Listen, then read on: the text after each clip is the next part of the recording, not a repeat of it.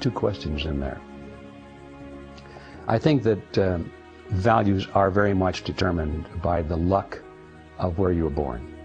I think that if any of us had been born in the middle of Africa, for example, our values would be entirely different than what we have today.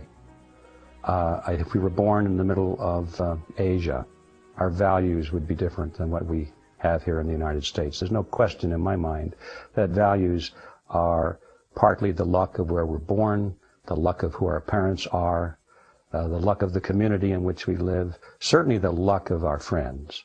I think as young people we tend to want to be accepted. We're very vulnerable at a certain age. We want to be accepted, and there's tremendous peer pressure to be one of the guys, you know, at a certain early age.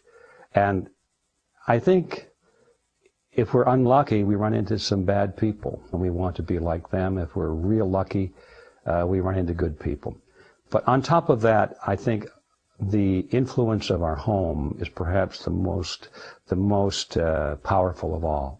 Because I think if you have good values in your home, that an individual can certainly resist and reject bad values from acquaintances in school and maybe even in the media. But anyway, all those factors are at work, and so when you have two soldiers meeting on the battlefield, they all come from a different background of values. And I'm sure, it's sad, but I'm sure it's true that when you have two nations fighting each other, the soldiers on both sides believe firmly that they are on the right side. They have to. They believe that they are fighting for their country and their homeland, their culture, their way of life, and they believe that the other side is evil and trying to take away what they have.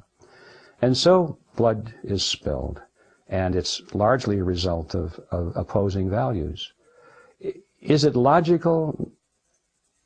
Yes and no. It's certainly logical that it happens that way when you realize that values are different in different parts of the world, and soldiers come from different parts of the world, and they bring the values with them that they inherited. So it's logical that it should happen that way, but is it logical that it must always be that way in the future? I don't think so.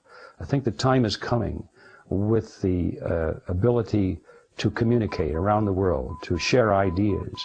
I think the time is coming, hopefully in the not too distant future, when this whole business of war will be seen as an illogical event, and that the people themselves who see it as an illogical event will be able to take control of their governments and prevent their governments from thrusting them into a war that they don't want.